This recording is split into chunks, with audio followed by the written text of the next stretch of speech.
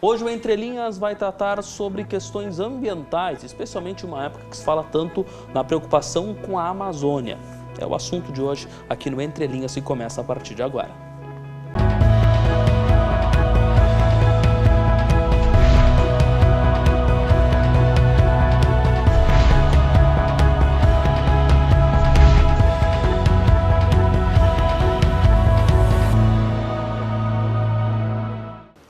Boa noite, nós estamos começando mais um programa Entre Linhas, aqui pela TV Univates, canal 15 da NET, também canal 15 da Abrasrede. Você pode nos acompanhar ainda pelas redes sociais, Facebook, também o YouTube, você vai ter o programa aí à disposição mais tarde e também nos acompanha aí pelo site univates.br/TV. Nós estamos falando hoje, como já disse na abertura, sobre questões ambientais, né? Especialmente, vamos focar um pouco o assunto hoje na questão da Amazônia, né? Que é o grande tema que está em voga a nível nacional e também sendo discutido aí pelo mundo, uma preocupação mundial com isso. E nós vamos trazer duas pessoas aqui da Univates, né? Pessoas aqui que um é aluno, dois são alunos de biologia e um deles é de uma ONG que também trata desse assunto, a ONG Ecobé. Nós vamos conversar com o Michael Toldi, ele que é integrante dessa ONG Ecobé, que a gente vai conhecer, vai saber daqui a pouco do que se trata, e também o Jefferson Ziem, ele que é o presidente do diretório acadêmico de biologia aqui da Univates. Nós vamos conversar com essas duas pessoas para falar desse assunto. Nada melhor do que gente de biologia para falar também sobre questões ambientais e também sobre a Amazônia, como é o propósito hoje. Então, quero cumprimentá-los, primeiramente, bem-vindos, obrigado por aceitarem nosso convite. Vou começar falando, então, com o Maicon, que é integrante da Ecobé, que é uma ONG, né, que está tratando destas questões e queria conhecer um pouco mais sobre ela e também sobre a visão dessa ONG em relação a esse tema que vem sendo tratado. Boa noite, tudo bem? Boa noite, tudo bom. Bom, eu estou coordenador da ONG e são 3 coordenadores. Essa ONG ela é do Vale do Taquari, ela tem 19 anos já de atuação aqui, sempre nas questões ambientais. Mas em geral, meio ambiente, tanto que os participantes são pessoas de diversas áreas, porque o meio ambiente tem essa questão interdisciplinar, né? Então a gente tem engenheiros ambientais, tem gente da assistência social, a gente tem pessoas do direito, tem professores aposentados de biologia, então tem diversas visões assim. E é um grupo de pessoas que se reúne, na verdade, eu vim pensando, né, como eu iria apresentar a ONG e as ações. Eu acho que a ação mais importante que ela faz é com os integrantes, a questão de discutir as questões ambientais e a nossa própria conscientização ambiental. Então, sempre quando vem alguém novo e começa a participar das discussões, a gente vai avançando nessas questões ambientais. Outras ações que a gente faz é participar dos conselhos do meio ambiente, das câmeras técnicas também. Algumas coisas pontuais com palestras, a gente participa junto com os produtores orgânicos aqui do Vale, das feiras, enfim, são atuações diversas assim. Muito bem. E na ONG atualmente, assim, mais ou menos quantas pessoas participam? Tem como mensurar isso? Sim. 16 integrantes a gente tem agora. É que isso tem pessoas que entram e saem toda hora. Varia. Mas nas reuniões, assim, mais atuantes, às vezes são poucas pessoas, são 5, 6, 7 pessoas assim, que estão sempre... tem pessoas que são desde da fundação, que foram 19 anos atrás, então é bastante tempo, né, que estão trabalhando. Eu estou na ONG há 4 anos. E, enfim,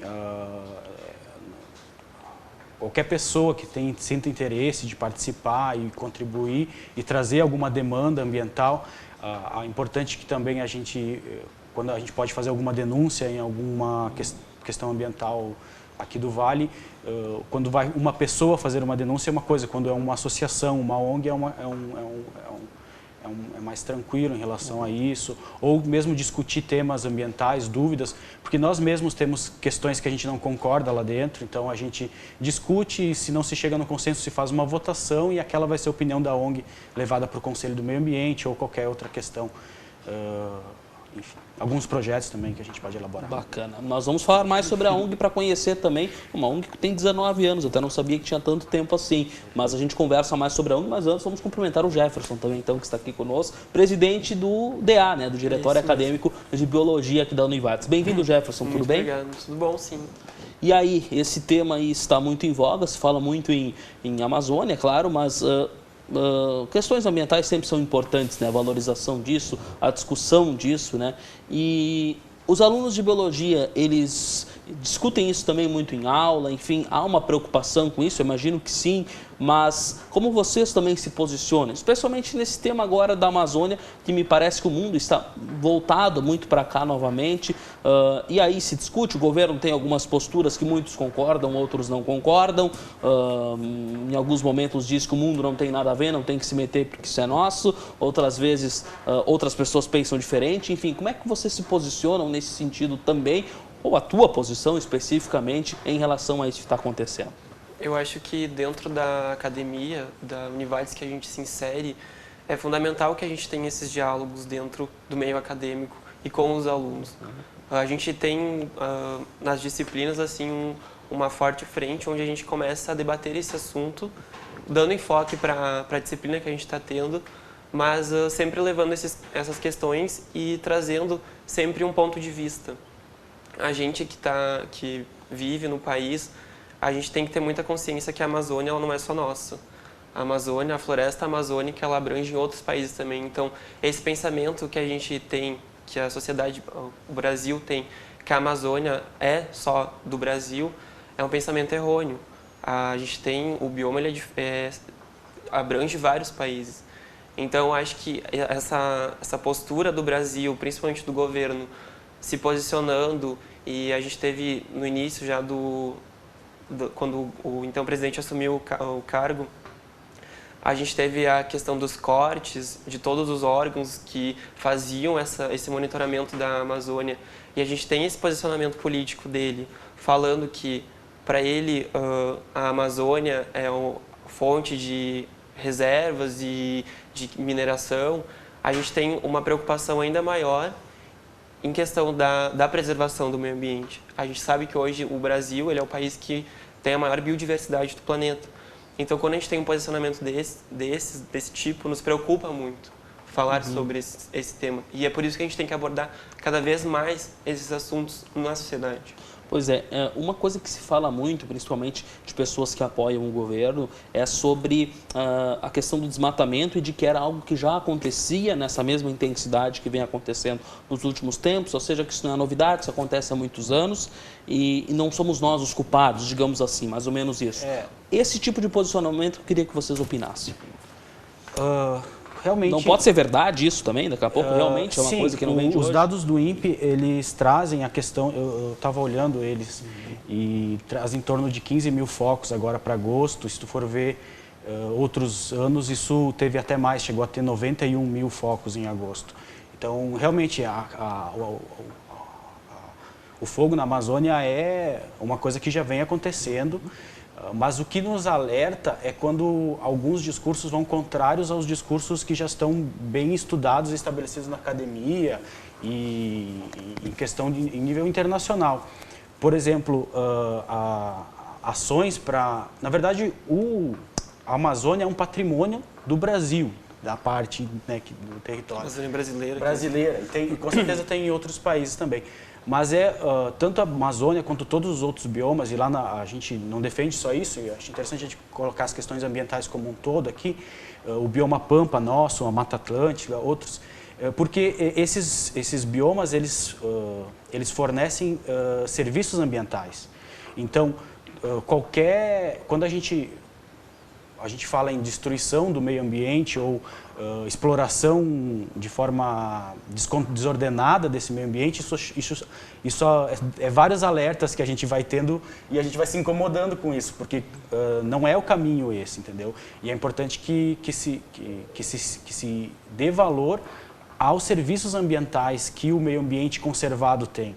E, por exemplo, outros países, e se fala muito da Europa, assim, que já há 400, 500 anos atrás já destruíram esses recursos ambientais, hoje eles veem o valor disso. Então, nós não temos que ter um discurso de 400, 500 anos atrás, a gente tem que ter um discurso atual, que o discurso atual é a economia gira ao redor do meio ambiente, não é o meio ambiente que gira ao redor da economia. Então, hoje, um ambiente conservado, uma exploração consciente desses recursos ambientais vai gerar para as futuras gerações mais desenvolvimento e é a base para um país crescer, entendeu? Então, é nesse sentido que esses alertas vão se somando e a gente fica muito preocupado. Para a gente evitar o desmatamento, a gente tem que ter um fortalecimento dos órgãos ambientais.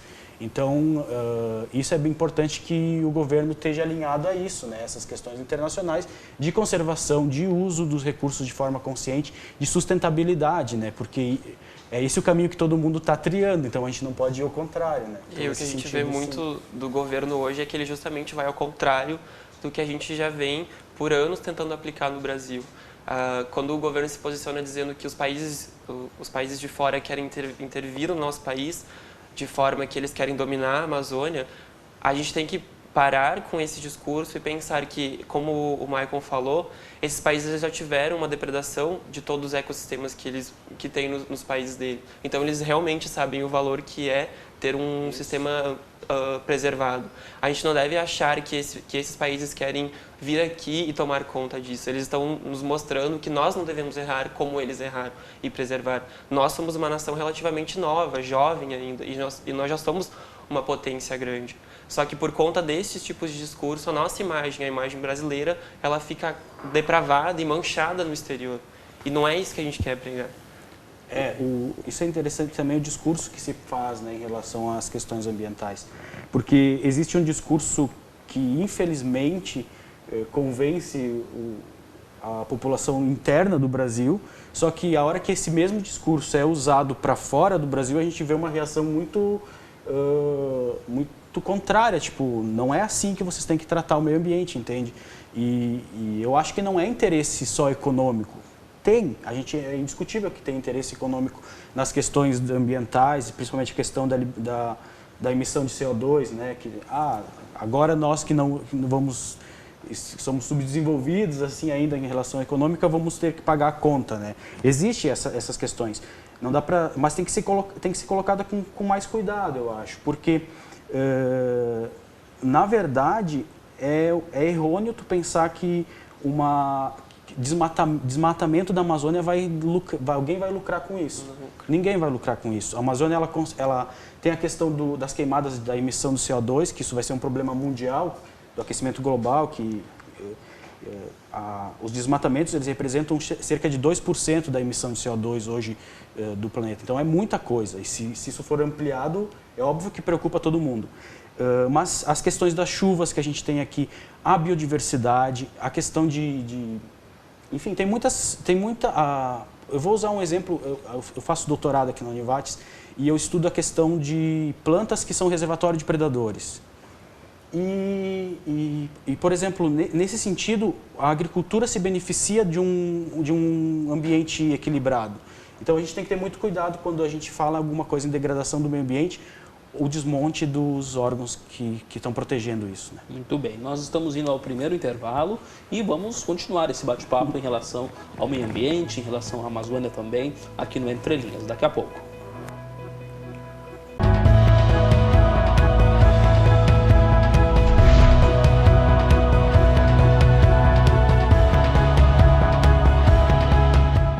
Muito bem, estamos de volta. Esse é o Entre Linhas aqui pela TV Univates. Estamos conversando com o Maicon Told e também com o Jefferson Ziem. Ambos alunos de Biologia aqui da Univates, né, da área de Biologia. E também um deles aqui, o Jefferson, é presidente do DA da Biologia e o integrante da ONG Ecobé é o Maicon Told, ele está aqui conosco também. Então, são as duas pessoas que estão falando sobre o meio ambiente, sobre questões ambientais e, de forma especial, a questão da Amazônia.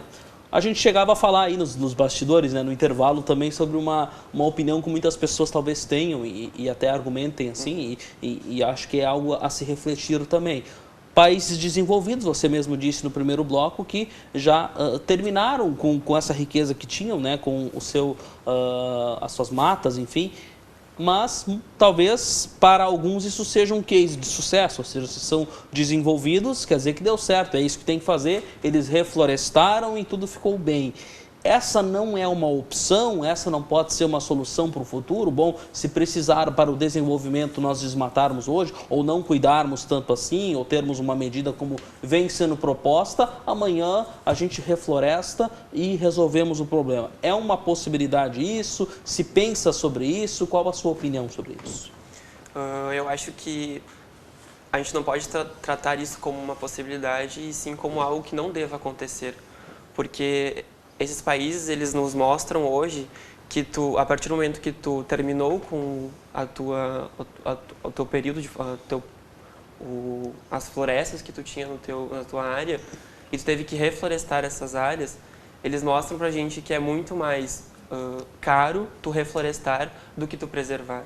Hoje a gente sabe que tu manter um bioma como a gente tem, a floresta amazônica, a Mata Atlântica, o bioma Pampa, o Cerrado, que é um bioma que está muito... hoje, quase praticamente, a gente não tem mais o Cerrado. A preservação desses biomas, ela ainda se torna mais economicamente vantajosa do que tu pegar e exterminar com todos esses biomas e depois reflorestar. Até a gente estava comentando agora que os nossos biomas, eles são muito mais complexos, eles têm um grau de recuperação muito maior. Então, para a gente recuperar esses biomas, ter a nova ciclagem dentro do ecossistema, é muito mais complicado, às vezes, do que, por exemplo, biomas europeus. A gente estava falando também que esses pensamentos, a gente pode chamar isso de pensamentos coloniais, de que, por exemplo, desmatar tudo e depois reflorestar é a solução. A gente sabe que hoje não é a solução fazer isso.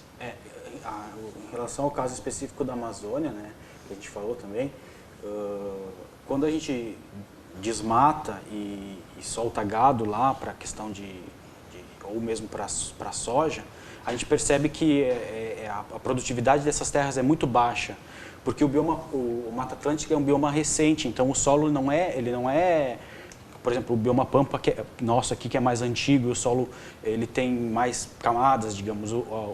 A Mata Atlântica ela não suporta muito o uso para pecuária e para agricultura. Então, de cara já vai ter uma produtividade baixa e logo em seguida esses solos vão acabar sendo abandonados, né? Toda a questão das chuvas da Amazônia que vem para cá vão estar prejudicadas, a questão do aquecimento global, todas essas outras questões, a perda, por exemplo, existe essa questão econômica, mas existe uma biodiversidade na Amazônia que não se conhece. Quando ele fala que a gente é mais complexo, os nossos biomas são tropicais, existem muitas espécies de plantas, de animais que não foram estudados, que podem gerar medicamentos, que podem gerar outros benefícios, outros serviços ambientais. E aí a gente precisa investir em tecnologia, em pesquisa, né, para a gente conseguir usar, né, desses benefícios que essa biodiversidade toda pode nos oferecer. Mas com certeza, a partir da hora que tu desmata a Amazônia, tu tem o prejuízo da liberação de CO2, da questão da diminuição das chuvas a gente estuda isso na biologia e realmente é delicado, porque a partir da hora que tu rompe alguns equilíbrios dentro do bioma e conforme mais tu vai avançando, mais frágil o bioma vai ficando. Então vai chegar um ponto em que o próprio bioma não vai mais dar conta de se salvar, né, de toda essa agressão que a gente vai acumulando nele. Assim. E eu acho que a gente já teve uma prova disso com a nossa Mata Atlântica, que a gente tem hoje praticamente muito pouco do que restou dela. E em função disso a gente teve lá nos períodos de ciclo do ouro e ciclo da cana-de-açúcar, onde se retirava essa porção, essa floresta para o cultivo dessas monoculturas e se via que em questão de 2 anos o solo já não era mais produtivo. O que fazia então era ir para o próximo pedaço, retirava a mata também e assim se perdeu praticamente todo o bioma. E parece que a gente não soube aprender com isso, a gente não soube ver o quanto a gente perdeu e a gente está fazendo o mesmo caminho com a Amazônia. A gente vai dando sequência nos assuntos. Mas eu percebo que, na verdade, não é uma questão também só de esquerda e direita a questão do meio ambiente. A gente está há 19 anos tentando falar de meio ambiente, de fortalecer os órgãos de fiscalização, porque essa é a forma de fazer com que a gente avance sim na mata, avance sim nos biomas, mas de forma consciente, de forma sustentável, né? Mas o Brasil está bem atrás ao que poderia estar em relação a leis de proteção ao meio ambiente, e principalmente as pessoas não entenderem o valor que isso tem, né? Então isso realmente é uma coisa que preocupa e que a gente tem que avançar. A gente estava falando que parece que as pessoas não têm, em conversas assim, que elas não conseguem fazer uma ligação dos acontecimentos. Por exemplo, parece que, se eu derrubar uma árvore, o que isso vai causar no meu cotidiano, na minha vida? As pessoas não estão conseguindo ter essa ligação. Ou a liberação, a gente teve, durante esse governo, a facilidade da liberação de tantos agroquímicos que a gente tem hoje. A gente teve há pouco tempo a notícia de que bilhões de abelhas foram mortas.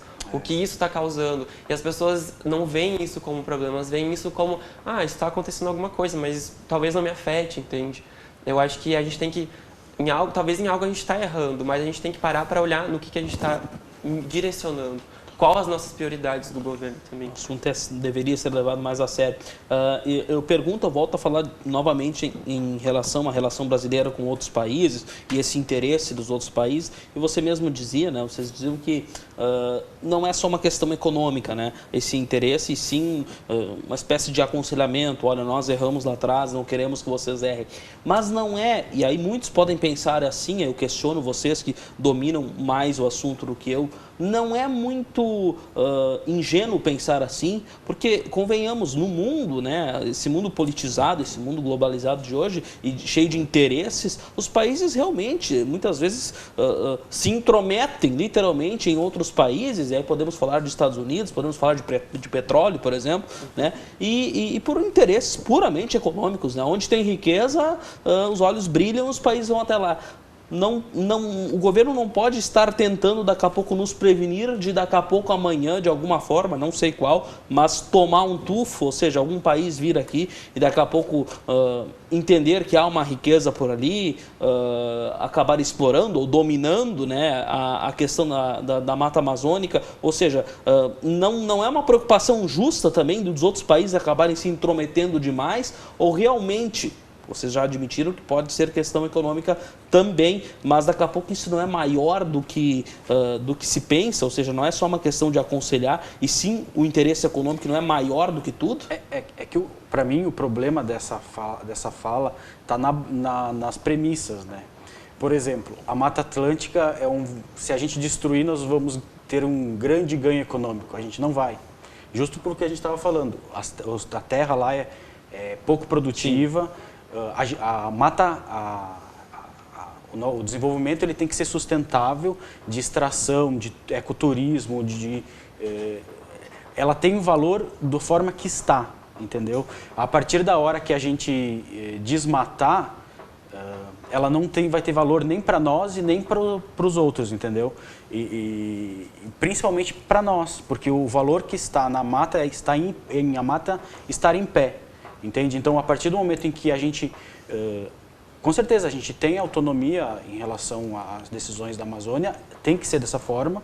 Os países, tanto que, se tu for ver, a interferência dos países não está sendo nesse sentido de punir o Brasil, até porque isso seria, se um país colocasse alguma restrição à carne brasileira, ele estaria punindo as pessoas do Brasil. Eu falo de uma possível segunda intenção. Sim, com certeza, com certeza. Mas é que, para mim, o ponto é que a mata sendo destruída não é benéfico para o Brasil. Sim, a gente não vai ter um ganho econômico fazendo isso. Se a gente avançar de forma desordenada, sem um planejamento, sem um viés sustentável, isso não vai ser lucrativo para o Brasil.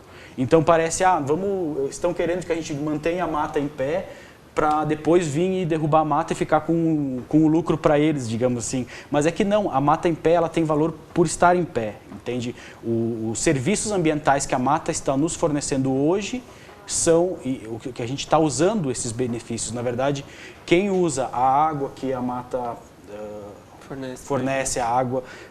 É nós, é o Brasil que está sendo beneficiado. Se alguém tomasse a Amazônia e destruísse ela, seria um grande prejuízo para nós, mas seria uma inconsequência da pessoa que fizesse isso, porque ela também não iria lucrar com isso, tu entende? A mata tem valor estando em pé e sendo explorada de forma sustentável, consciente, com extrativismo, dessa forma que tem que se caminhar para isso aí. Entende? A gente fala mais, bacana, a gente fala mais sobre esses benefícios da mata amazônica, né, da floresta amazônica daqui a pouco, depois de mais um intervalo.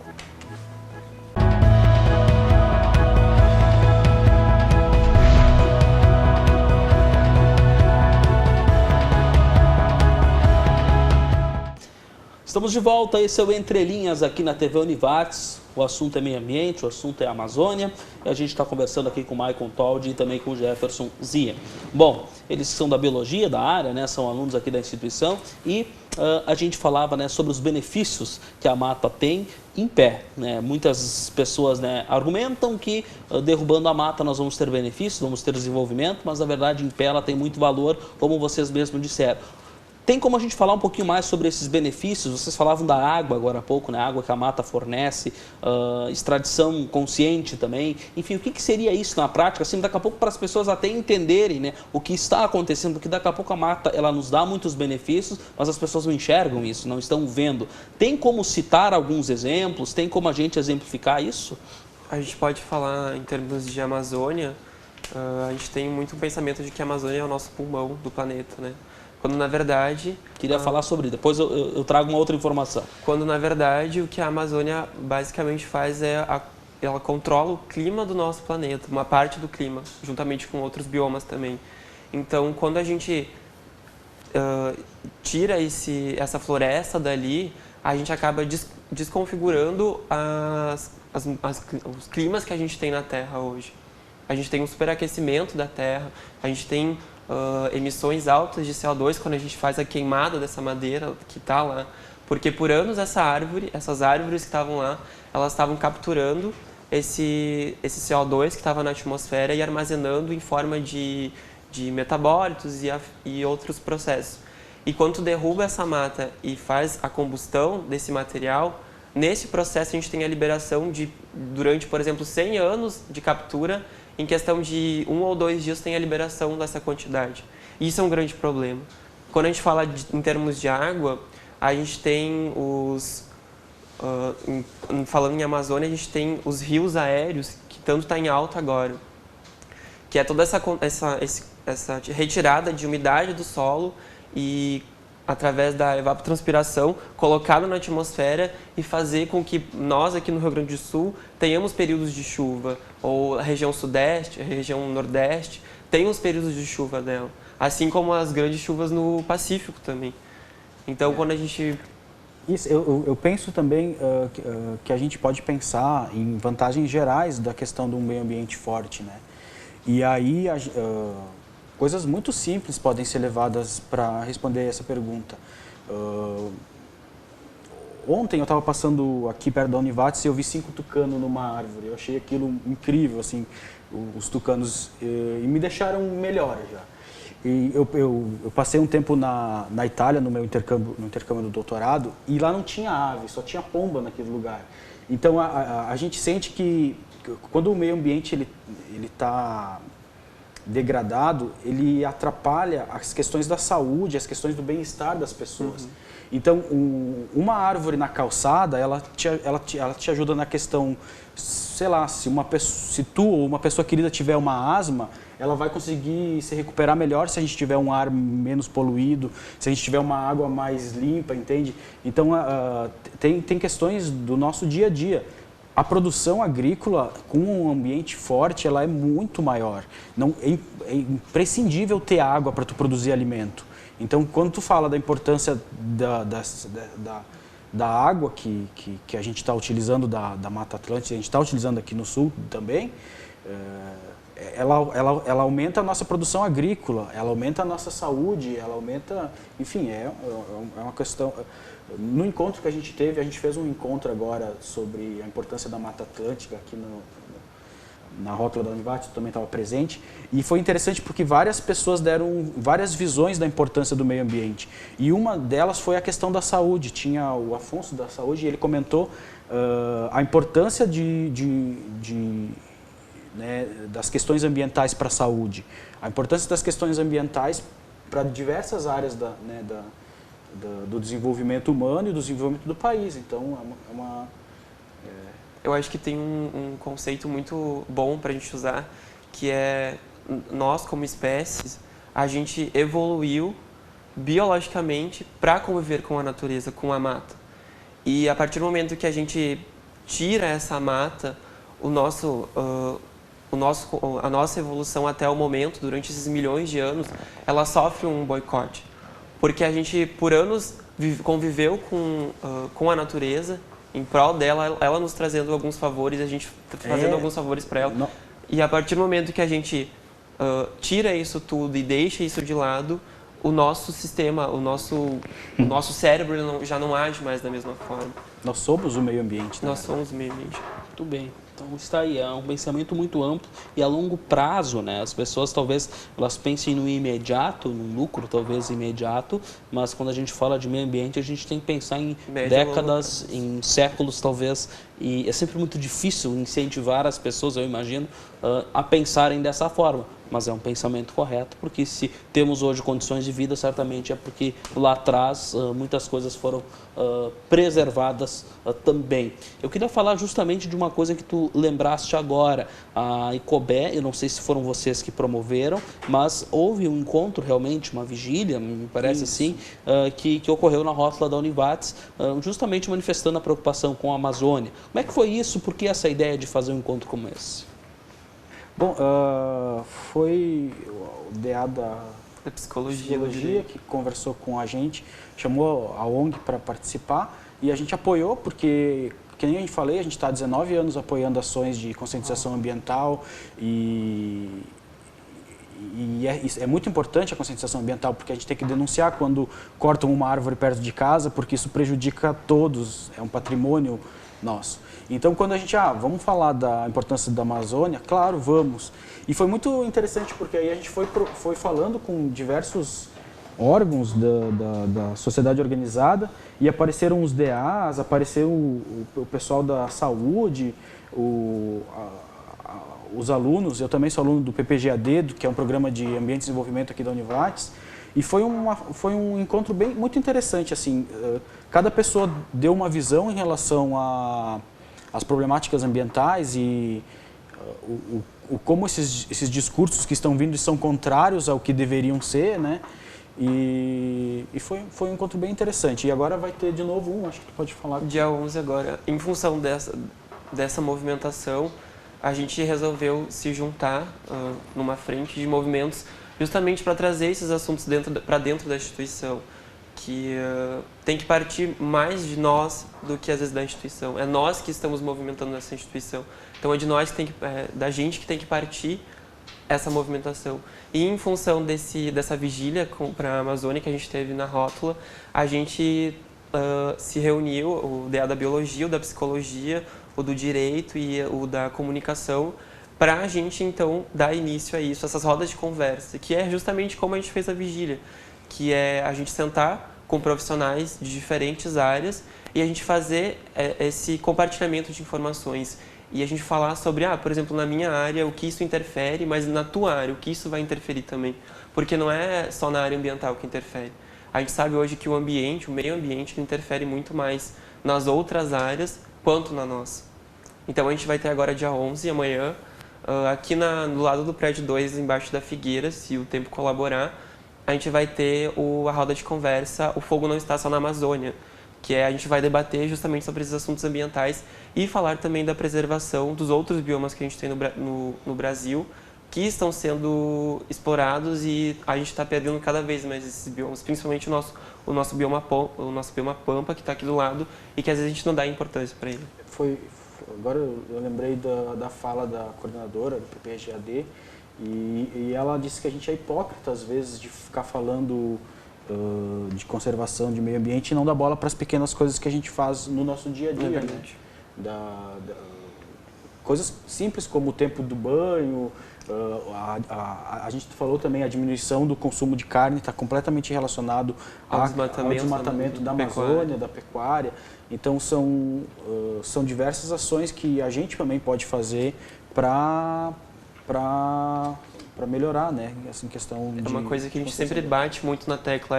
É muito fácil eu falar da Amazônia, falar da Mata Atlântica, ou falar do Cerrado, do bioma Pampa, mas as minhas ações em casa, tipo, eu separo o lixo em casa, eu diminuo o tempo de banho para evitar o desperdício de água, ou desligo as luzes, ou tiro da tomada alguns eletrodomésticos. São essas pequenas coisas que a gente faz no cotidiano que às vezes as pessoas acham que isso não muda em nada, mas na realidade isso interfere muito mais do que, por exemplo, a gente falar sobre... Tá aqui toda hora falando sobre a Amazônia, mas o teu papel em casa também é importante. Muito bem. Eu ia perguntar uma situação, mas agora nós já estamos aí nos últimos segundos desse bloco, sobre a Amazônia ser o pulmão do mundo. Basicamente, você já respondeu há pouco. Eu ouvi um biólogo dizer que isso não confere, não lembro o nome dele, mas que não é o pulmão do mundo, que isso não seria o termo correto. Mais ou menos você explicou há pouco o que realmente ela faz para o mundo, mas a gente daqui a pouco aprofunda um pouco, daqui a pouco dá uma pincelada nisso, depois do intervalo, no último bloco do Entre Linhas.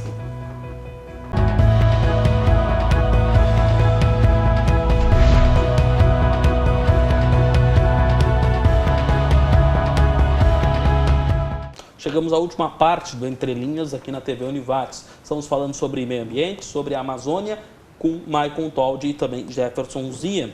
Eles estão aqui, são da Biologia, aqui da Univates, e falam sobre esse tema. Bom, nós falávamos já muito sobre a Amazônia e um dos temas que eu cheguei a introduzir no finalzinho do bloco é em relação à Amazônia ser o pulmão do mundo. Eu não vou lembrar o nome do biólogo que em uma entrevista há alguns anos atrás, já uma entrevista bem antiga, ele chegou a dizer isso, que isso é um mito, que a Amazônia não é o pulmão do mundo. Você explicou mais ou menos como que ela beneficia o mundo há pouco. Dizer que ela é o pulmão do mundo é correto? Não é de forma assim correta de falar isso. A gente Tecnicamente não. É, isso aí. A gente teve incentivos do governo, foi uma chamada que o governo teve para a gente ter um olhar mais ambiental e foi como se fosse um boom assim para a gente preservar mais a Amazônia. Esse termo de pulmão do planeta, mas a gente sabe, a gente tem que desmistificar isso, que a Amazônia não é o pulmão do planeta. Ela é, na realidade, um controlador climático e tanto o oxigênio que ela produz lá, ela consome esse oxigênio também, porque ela realiza a respiração também. Então, falar que essa fala de a Amazônia é o pulmão do planeta não é o correto. O correto é falar que a Amazônia é o nosso controlador climático. Ela está ali para controlar o clima do nosso país e, em consequência, do mundo inteiro também. Muito bem, então está aí explicado realmente, desmistificando um pouco essa frase que é muito mais para conscientização, mas na verdade, na prática, tecnicamente, ela não se confirma. Nós falávamos aí também sobre agricultura, né? Sobre como é que é essa relação entre a área ambiental e agrícola? Concordam em tudo? Algumas coisas divergem? Nós falávamos sobre bancada ruralista, né? Algumas situações aí que eles defendem que quem é do meio ambiente não concorda. Enfim, como que é essa relação entre essas duas áreas que, na verdade, eu acho que interagem muito, né? São áreas que eu imagino que têm muitos interesses próximos e tudo isso que a gente falou até agora vai de encontro a isso. Mas aonde que está a diferença? Pois é. É delicado, eu sei, mas é delicado, apenas mas para tem que citar se falar. por cima, para a gente entender um pouco. Perfeito, é delicado, mas tem que se falar. Eu acho assim, não existe essa... Eu não gosto de polarização nem política e nem essa questão de frente ruralista contra ambientalista, porque passa essa errônea impressão de que se os ambientalistas não existissem, os ruralistas iam estar ganhando muito dinheiro. É mentira. Na verdade, nós somos parceiros, né? Todo mundo está... um fiscal ambiental ele vai fazer uma análise daquele empreendimento e a longo prazo, e em relação aos empreendimentos que estão em volta, se é realmente a melhor ação a ser tomada. Às vezes, em alguns momentos, não se chega em consenso. E aí tem que se avaliar, tem que se verificar qual vai ser a melhor forma para que todo mundo saia beneficiado nesse sentido. Existe uma frente ruralista e em alguns pontos ela discorda, com os ambientalistas, mas eu acho que é todo mundo parceiro, né, em relação ao desenvolvimento de um país melhor. Então, nesse sentido, eu acho que tem que conversar e por isso a gente promove essas questões de conversa, para ver as diferentes intenções e a gente ver qual que é o melhor caminho que seja uma negociação de ganha-ganha, que todo mundo, né, consiga fazer ter as suas demandas cumpridas. Historicamente, há algum ponto de discordância que dê para destacar, alguma situação assim, e geralmente essas duas áreas discordam? Ou vem discordando nos últimos tempos? Ou é muito variado? Sim, assim, não existe, por exemplo, eu acho que a questão da soja no Brasil é um ponto que os ambientalistas têm muita preocupação. Se tu for ver na Europa inteira, a soja transgênica é proibida, porque essa tecnologia da soja que veio é uma tecnologia de uma planta transgênica resistente a um herbicida.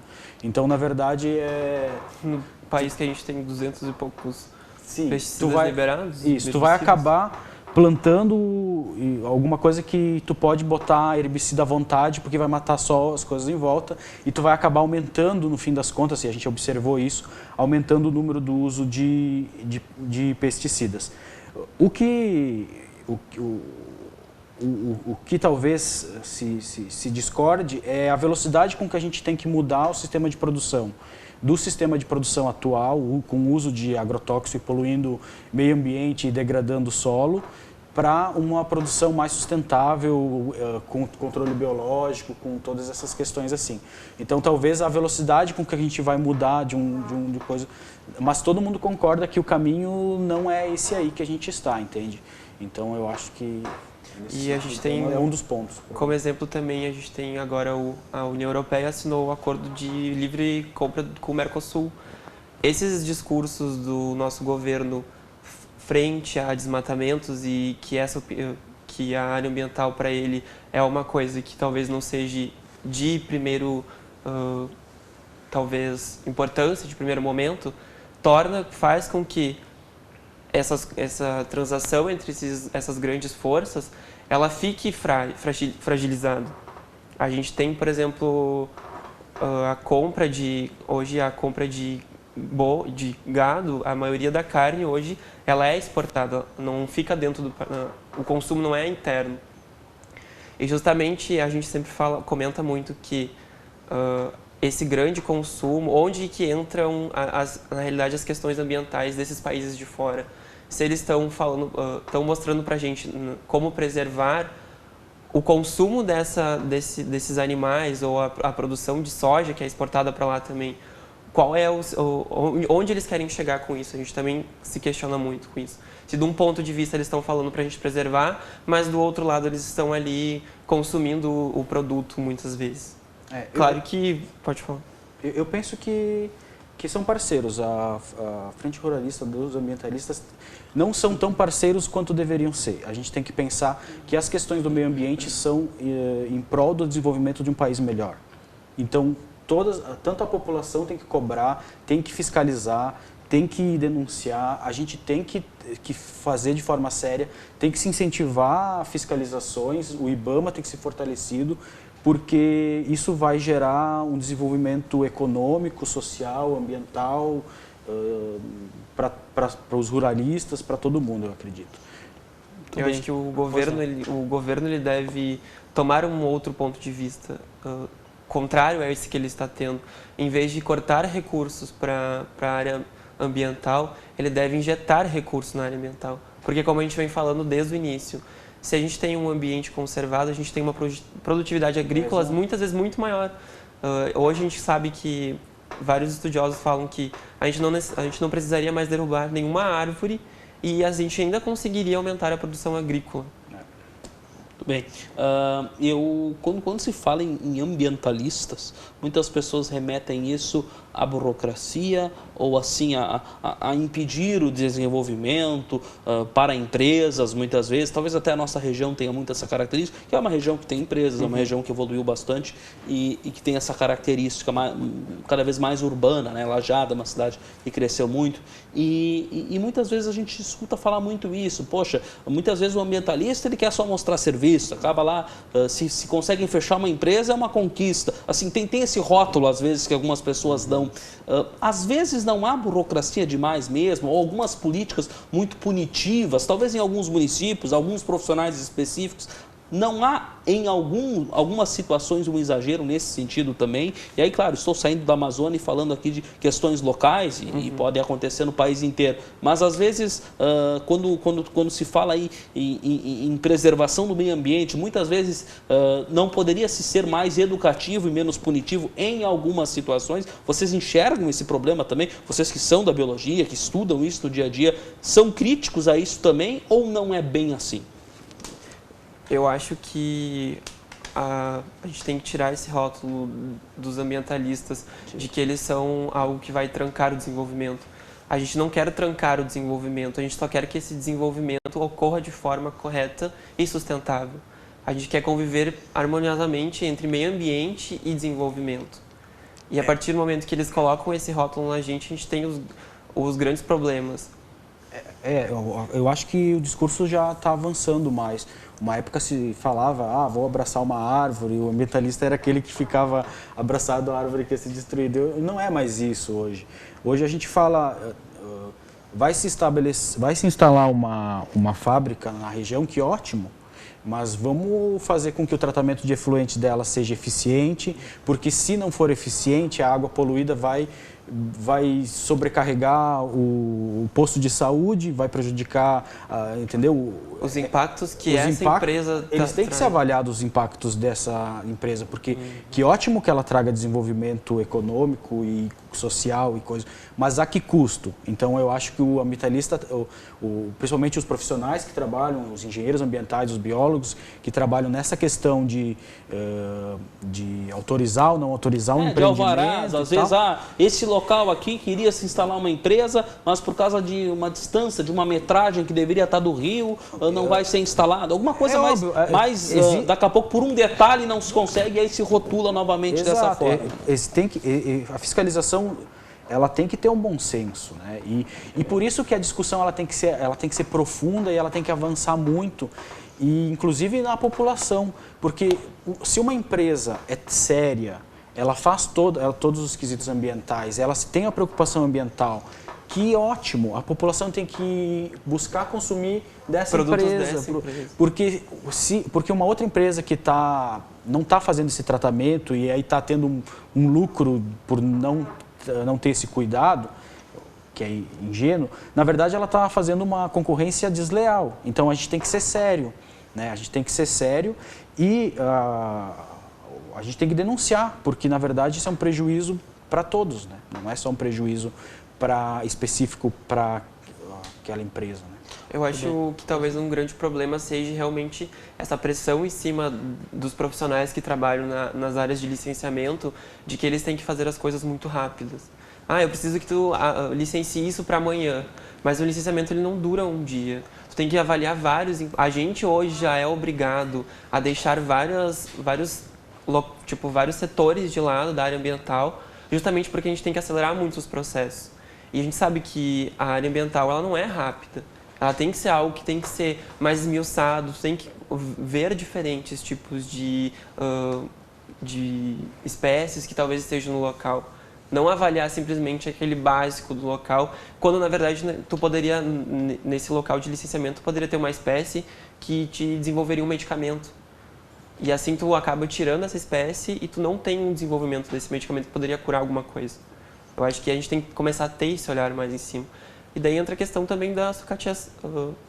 O nosso ensino superior hoje em dia está abandonado e entra um grande problema que é o que desenvolve hoje em dia no país essas pesquisas é o nosso ensino superior.